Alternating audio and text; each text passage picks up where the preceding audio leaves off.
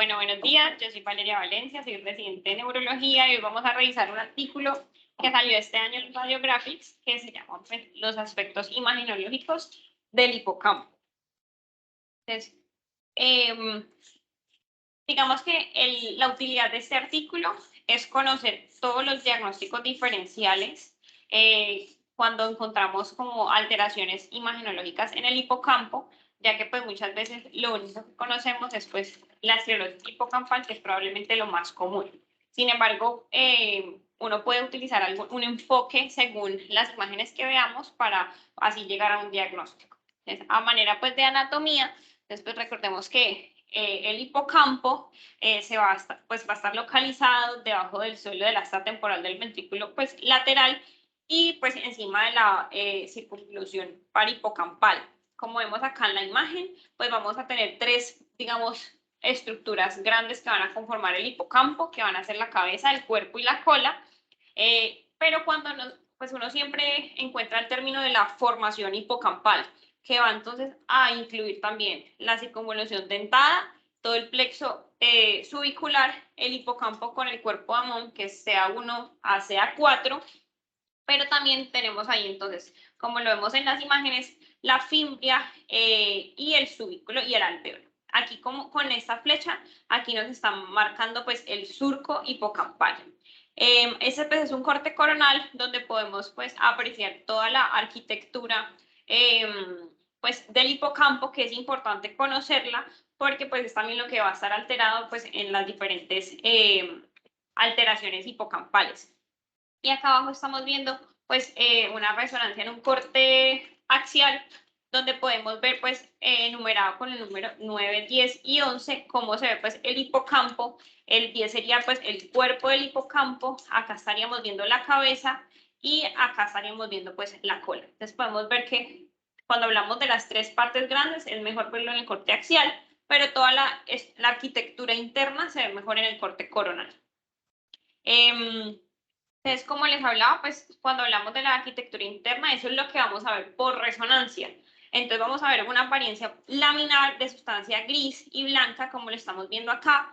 Y en esto lo que nos permite ver es como toda la diferenciación de los segmentos del cuerpo Amón y la continuidad hacia lo que sería el giro dentado, el subículo y la fimbria. Hay que tener en cuenta pues que el hipocampo tiene un contacto directo, tanto digamos macroscópica como microscópicamente en cuanto a conexiones con lo que es la amígdala, el giro hipocampal y el subículo, que va a estar uniendo el cuerpo con la corteza entorrinal, y el alvéolo va a ser el tracto de sustancia blanca que se ve pues como en toda la superficie del hipocampo, que es lo que va a ir como sobresaliendo hacia el cuerpo temporal y pues va a continuarse con la fibra. Otra cosa pues importante en cuanto a la arquitectura o a la anatomía son las digitaciones que vamos a ver tanto pues en la cabeza, el cuerpo y la cola, que es más que pues digamos se van a ver más marcadas en la región CA1 y en el giro dentado, que es algo también que vamos a ver pues cuando tenemos alteraciones de esta estructura. Digamos durante el desarrollo pues embrionario, el hipocampo va a ir como sufriendo una rotación progresiva entre la semana 18 y la 20, pues ya empieza como, digamos, a tomar su forma adulta. Sin embargo, hay casos, como lo vemos acá en la imagen, en los que hay como una rotación incompleta o una inversión incompleta del hipocampo. Entonces lo que vamos a ver es que a pesar de sí tener como una forma redondeada donde podamos como diferenciar la sustancia gris y la sustancia blanca, vamos a ver que va a tener más es una posición vertical. Este es otro hallazgo, digamos, importante a tener en cuenta pues, en los pacientes con alteraciones hipocampales. Bueno, esta es la vascularización del hipocampo. Vamos a ver que él pues, va a estar irrigado por ramas colaterales de la arteria coroidea anterior, que está aquí marcada con el número 3, también con la arteria cerebral posterior y también con la arteria coroidea posterolateral.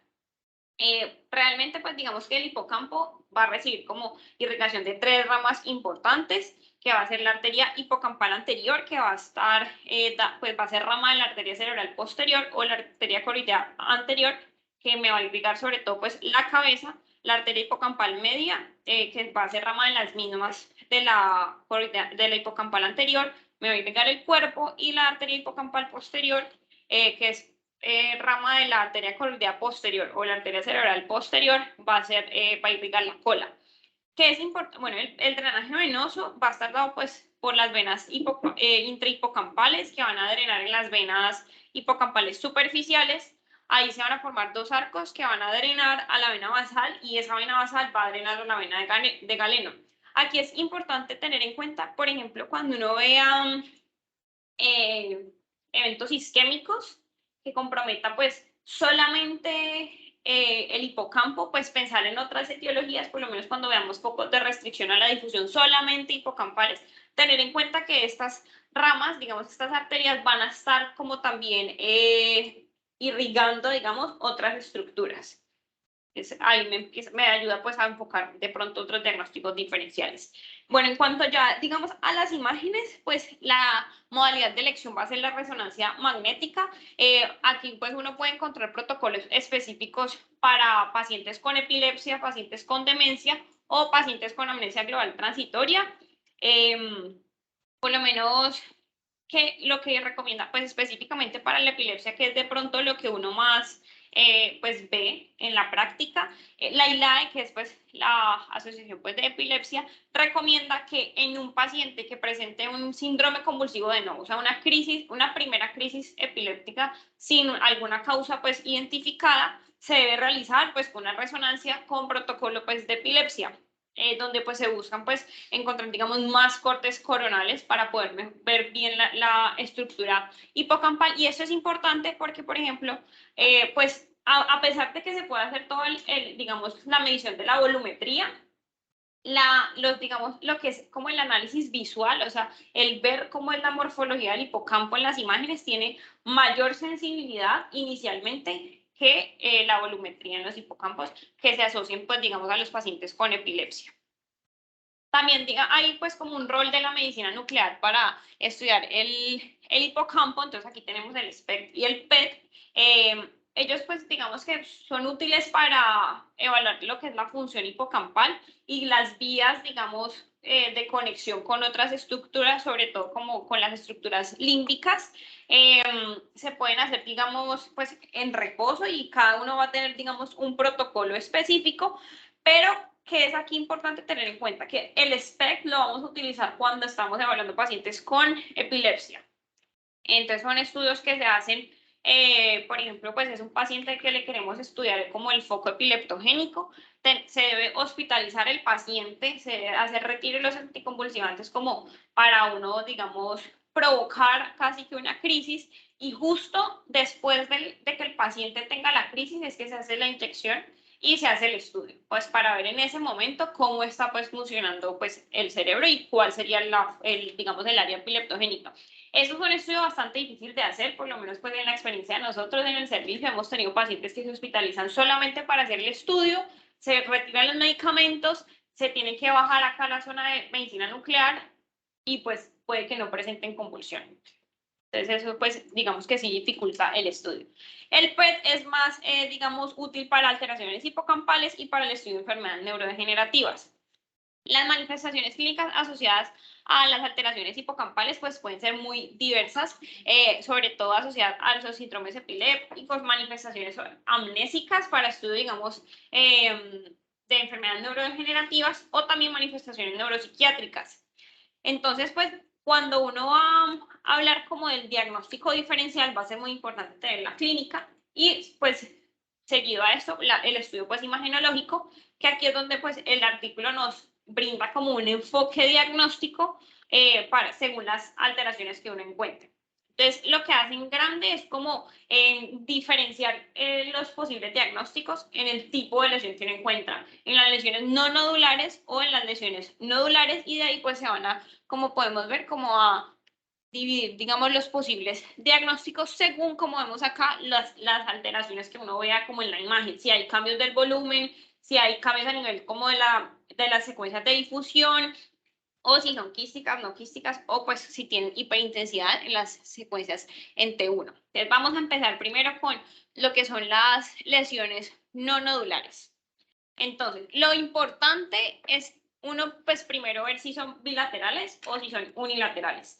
porque ahí también uno va pues a pensar como las posibles causas. Cuando hablamos de lesiones hipocampales bilaterales, que sean no nodulares, pues lo primero que uno debe pensar es que muy probablemente está asociado a una causa sistémica. Entonces ya ahí tenemos que ir a pensar, digamos, enfermedades tóxico-metabólicas, alguna enfermedad degenerativa, causas inflamatorias y también causas infecciosas. Cuando tenemos una lesión que es más unilateral, pues es importante pensar en neoplasias, también en causas degenerativas, en la esclerosis mesial temporal, en eventos isquémicos o en la amnesia global transitoria. Aquí pues hago una aclaración, es que, pues, por ejemplo, la demencia frontotemporal, que es una neurodegeneración, la encefalitis herpética o las encefalitis autoinmune, pueden ser también comúnmente bilaterales, pero pueden ser a veces asimétricas, entonces uno puede encontrar como hallazgos como que parezcan unilaterales. Entonces uno no se debe como pues solamente centrar como en esta diferenciación. Como igual la amnesia global transitoria, también puede uno tener hallazgos bilaterales. Entonces, vamos a empezar a dividir estas condiciones no nodulares. Primero vamos a hablar de las entidades que se me van a presentar con cambios en el volumen. Después, la primera de estas va a ser la enfermedad de Alzheimer, pues esta es un trastorno pues degenerativo, va a ser la causa más común de demencia. Aquí es importante ver que pues los pacientes van a preservar todo lo que es como la parte sensoriomotora inicialmente. Esto también, digamos que lo que vamos a encontrar en la resonancia es una atrofia temporal medial, que va a ser como el gran marcador diagnóstico al inicio, cuando tenemos un paciente que apenas está como mostrándome signos de demencia. Y también pues va a tener como también como compromiso volumétrico de los diferentes estratos del hipocampo y también en el giro dentado, la fimbria y en el subículo.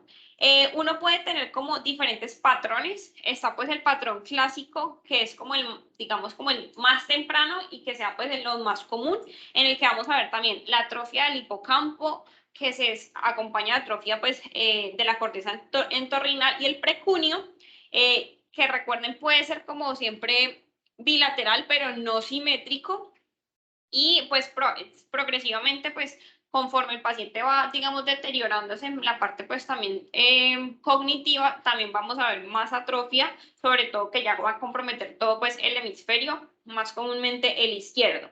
Hay otra cosa pues importante a tener en cuenta, que es la variante posterior, o sea, es como la enfermedad de Alzheimer, variante posterior, en el que también vamos a encontrar una atrofia cortical parieto-occipital, que va en el que, digamos, la diferencia es que los pacientes pueden tener como una preservación que es relativa del lóbulo temporal medial.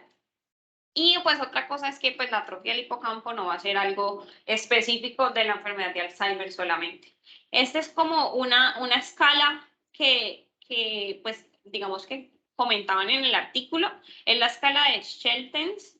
Lo que mide es como la atrofia temporal medial. Entonces las estructuras a tener en cuenta para determinar el grado es el ancho de la fisura pues coroidea, el ancho del asta temporal y también la altura del hipocampo. Entonces, según cómo esté, pues normal, aumentado o más aumentado, pues uno lo puede diferenciar pues en grado 0, cuando es todo normal, hasta pues grado 4. Pero pues digamos que el grado 4 va a ser un paciente que ya tenga pues una enfermedad pues avanzada. Aquí es por lo menos, este es un caso que mostraban en el que utilizan pues las imágenes nucleares en un paciente que venía presentando pues un cuadro sugestivo, una demencia, pero que al momento de hacerle pues la imagen inicial, pues a pesar de que sí encontraban digamos, una atrofia, sobre todo pues temporal, asimétrica, podemos ver que hay como mayor predominio pues en la región pues izquierda, en la región temporal izquierda, cuando hacían como las imágenes, digamos, nucleares, lo bonito era ver cómo si había preservación de esa parte más parieto-occipital, que pues era así lo que de pronto más ayudaba pues a hacer el diagnóstico, donde hay un compromiso mayor en la pues toda la región pues temporal mesial. Bueno, también está la degeneración del lóbulo frontotemporal o la demencia frontotemporal, que va a ser digamos, en los pacientes más jóvenes hasta la segunda causa de demencia. Hay como dos síndromes clínicos importantes, que es el más común, va a ser como la típica demencia frontotemporal, donde el paciente va a presentar cambios comportamentales, pero también se puede presentar como una afasia progresiva primaria, donde, digamos, lo patognomónico es que el paciente va a presentar alteraciones en el lenguaje. Digamos, lo típico aquí en esta entidad es la atrofia de los lóbulos pues, frontal y temporal, con conservación más de las áreas pues, posteriores. Uno puede encontrar el patrón asimétrico de atrofia o a veces una atrofia como con mayor compromiso también anterior, que me habla más de ese patrón pues de neurodegeneración también frontal. Y bueno, pues también aquí tenemos, pues por último, en este grupo pues, de entidades, tenemos también la epilepsia del lóbulo temporal mesial con esclerosis del hipocampo. Entonces, pues recordemos que va a ser la lesión más comúnmente asociada a la epilepsia del lóbulo temporal. Y pues aquí es, digamos, importante porque pues en estos pacientes muy comúnmente presentan epilepsia refractaria y pues pueden ser candidatos a manejo quirúrgico, pero es importante conocer o más o menos predecir el tipo de esclerosis que tengan para también definir pues el manejo a futuro. Entonces, pues este es como el resumen de la clasificación de la esclerosis hipocampal, que fue determinada por la ILAE. Entonces, los grupos más importantes es la ILAE tipo 1, la ILAE tipo 2 y la ILAE tipo 3. Eso es como que depende de qué partes del hipocampo está afectando.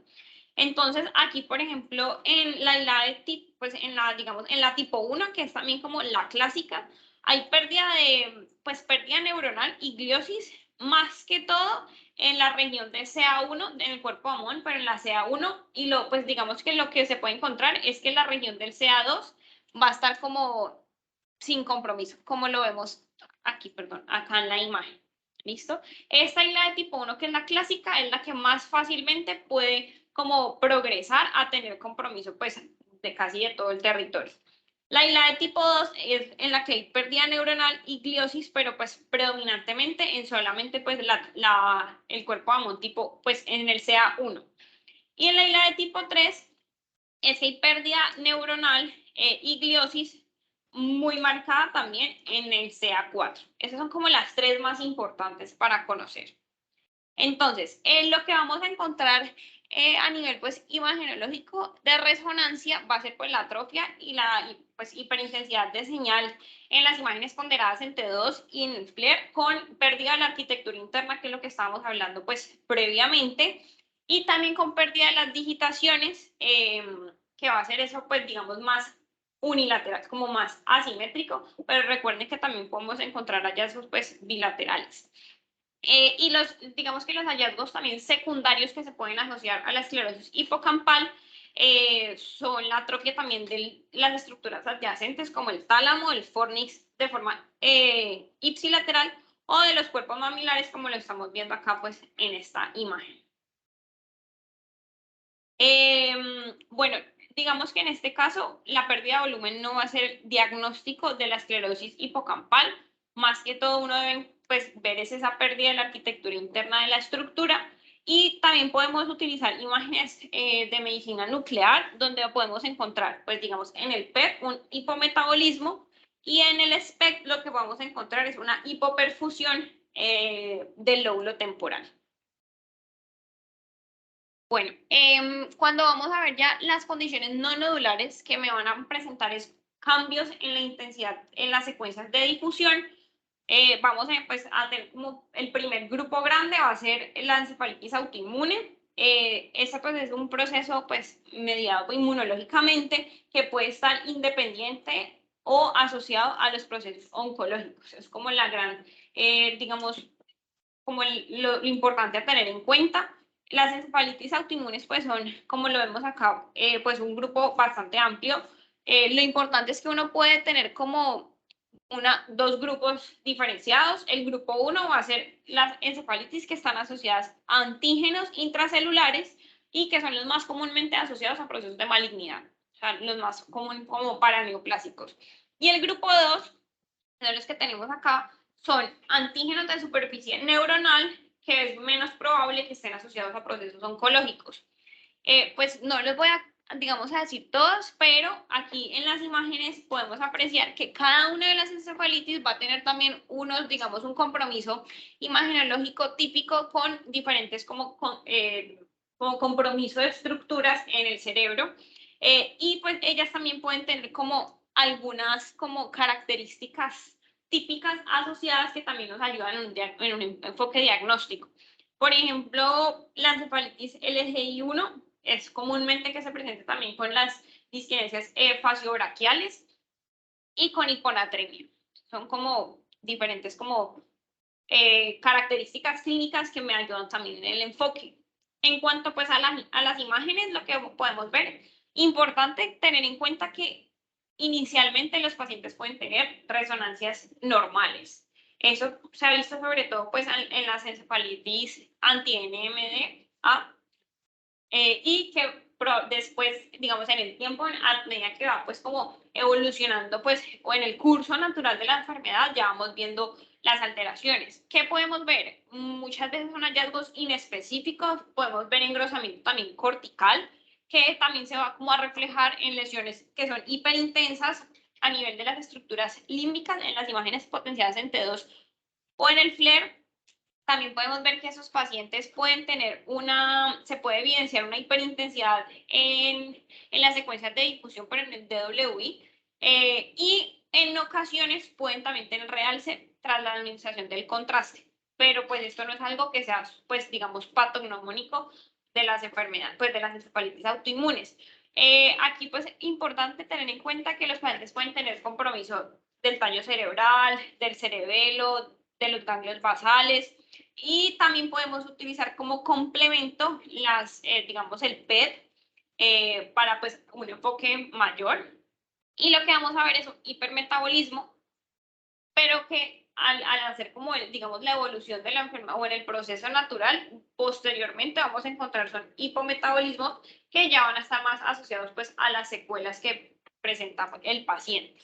Aquí, por ejemplo, ese es un caso, estas imágenes es un caso de una paciente con encefalitis autoinmune con un anticuerpo anticolapsina. Tenía 76 años y venía con un mes de evolución de síntomas neuropsiquiátricos, que es muy comúnmente el inicio de, o sea, cómo inician estos cuadros de encefalitis autoinmune, y después un síndrome de movimientos anormales tipo Corea. La paciente pues tenía un líquido con pleocitosis y en las imágenes veíamos esta hiperintensidad pues a nivel como del estriado, que podemos ver que era incluso bilateral pero asimétrico, y también tenía compromiso pues hipocampal izquierdo.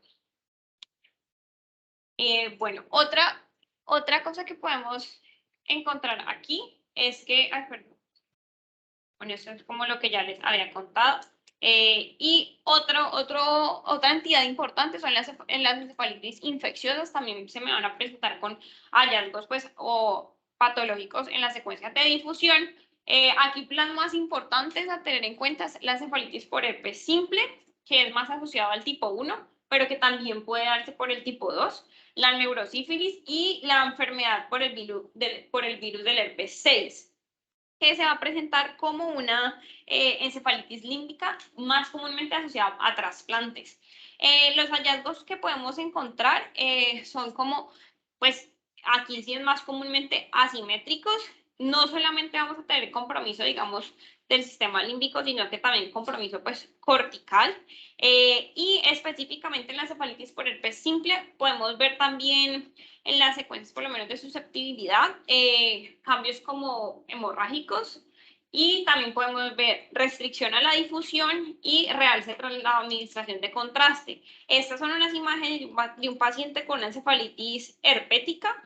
Acá pues el señor había llegado con compromiso del estado de conciencia, fiebre. Entonces al hacer pues la imagen inicial vemos acá en las secuencias de difusión esta pues restricción a la difusión y pues un engrosamiento cortical. Acá vemos que es más que todo pues en lóbulo temporal derecho. En cuanto pues ya a la encefalitis específicamente digamos por el herpes simple, los pacientes, uno que uno debe, digamos, como sospecharlo en pacientes que vengan con un cuadro de fiebre, alteración del estado de conciencia, cefalea, y lo más común es que pues uno le va a hacer el estudio del líquido cefalorraquídeo y uno puede confirmar el diagnóstico por pruebas de PCR, para pues, digamos, para confirmarlo.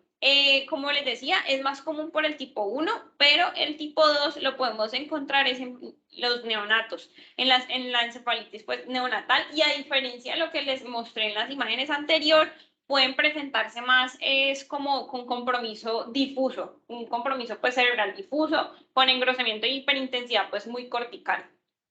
Y en los pacientes con infección por neurosífilis, pues recordemos que está causado por el treponema pálido.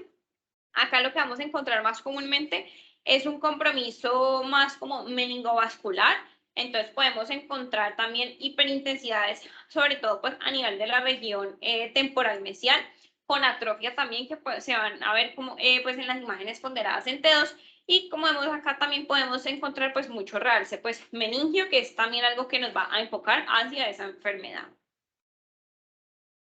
Bueno, y pues los cambios ictales también es algo pues bastante útil para tener en cuenta en los pacientes con un síndrome convulsivo de novo o pues en estudio pues de una epilepsia refractaria.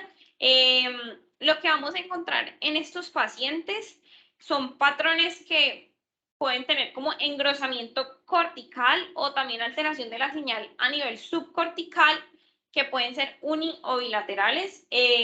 Pueden acompañarse de restricción a la difusión y pues hiperintensidades en el flare sobre todo. Aquí uno puede encontrar compromiso, pues esto va a ser más que todo asociado pues al tipo de epilepsia que tengan, pero muy marcado pues sobre todo en las epilepsias del lóbulo temporal, con compromiso también del hipocampo. Eso se ha encontrado hasta en un 80% de los pacientes que tienen pues ya pues digamos el antecedente de epilepsia, que presentan un, digamos, un estatus y se le hace después la resonancia, podemos encontrar pues estos hallazgos. Pero también uno encuentra compromiso de la corteza, del cuerpo calloso y sobre todo el tálamo ipsilateral, a donde está la lesión del paciente. Aquí pues algo interesante es que ellos dicen que sobre todo pues va a tener un comportamiento que va a ir cambiando como en diferentes etapas, pero sobre todo en el ADC, en las secuencias de difusión, pero más en el ADC, donde hay una etapa inicial donde lo que uno va a ver es como una hiperperfusión, y una etapa, la segunda etapa, por así decirlo, es una etapa ya de un edema extracelular que es más que todo pasogénico, entonces lo que ahí vamos a ver es el ADC aumentado.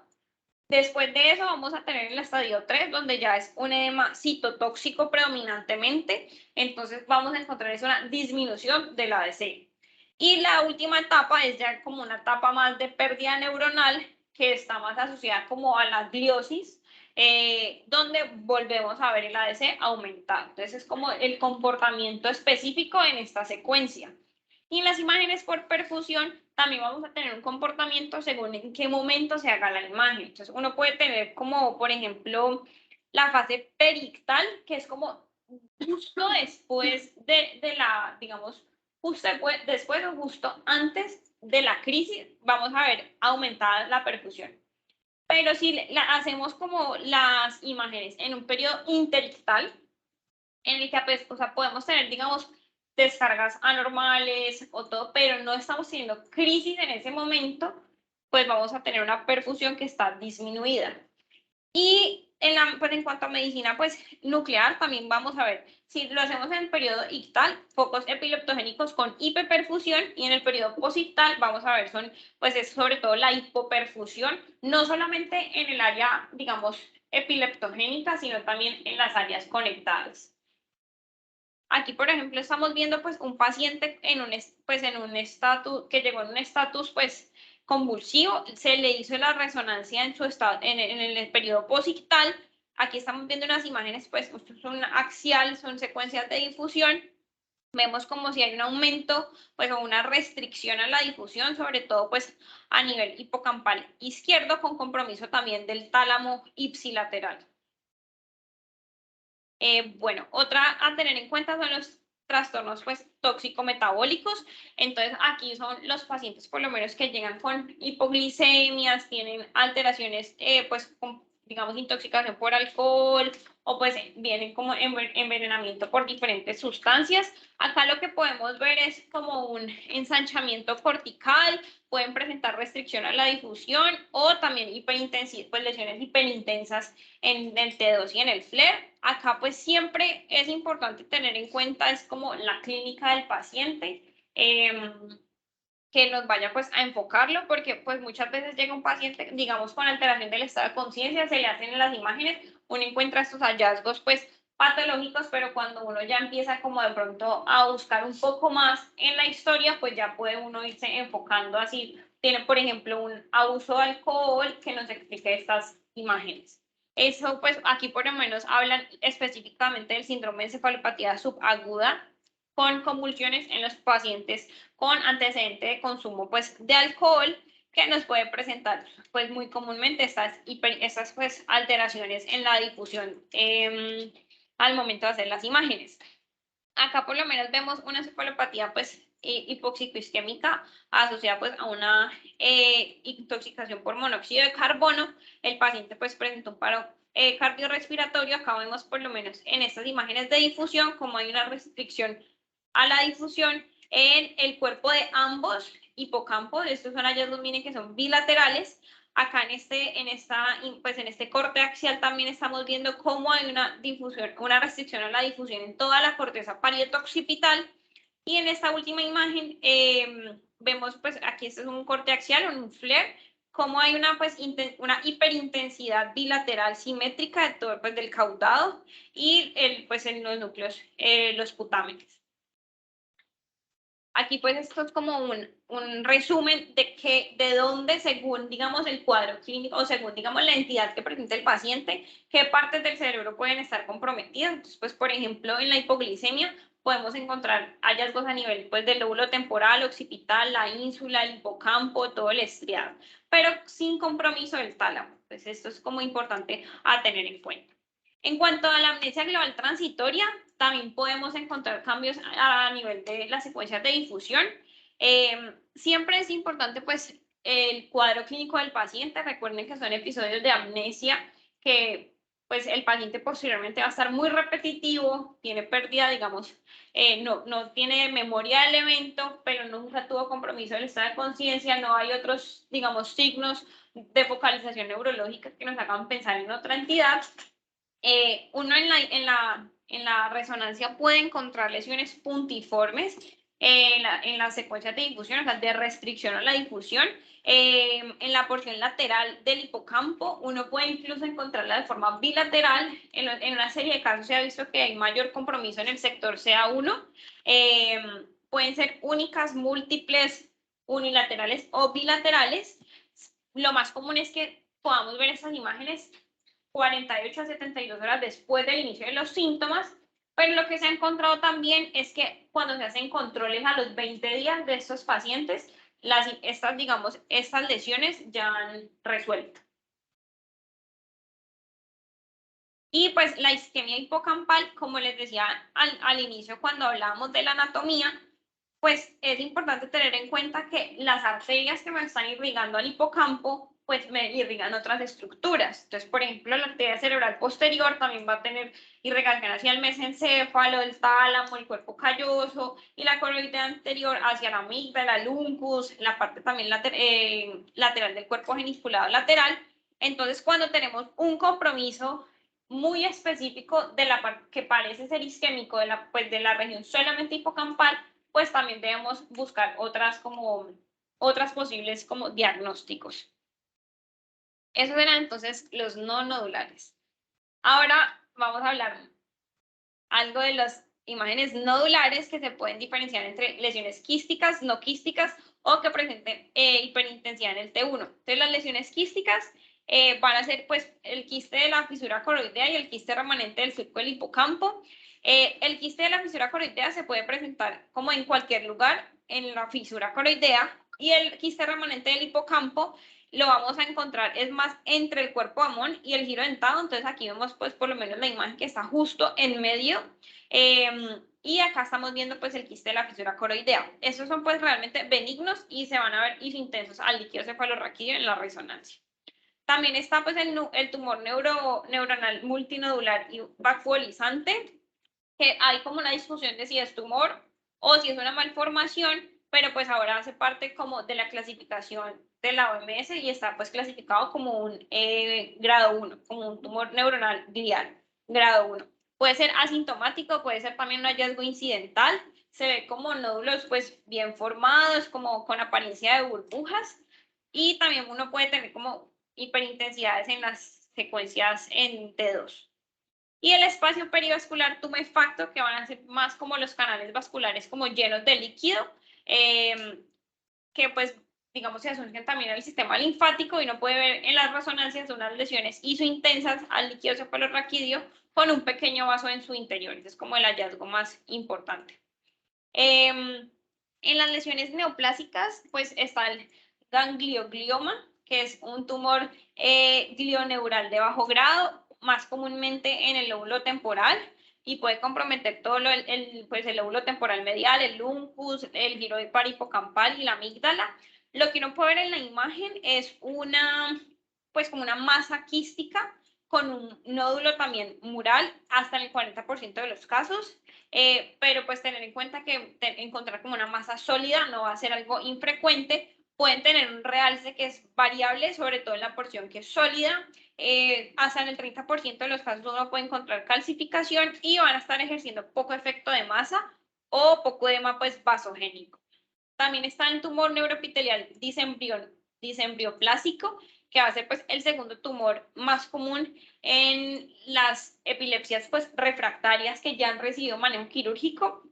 Es un tumor neuronal mixto grado 1, de crecimiento lento, puede comprometer tanto sustancia gris como sustancia blanca y puede estar asociado o no a una displasia cortical. Entonces, lo que vamos a encontrar en las imágenes es una lesión predominantemente cortical delimitada con una hiperintensidad pues en el T2 y en FLAIR.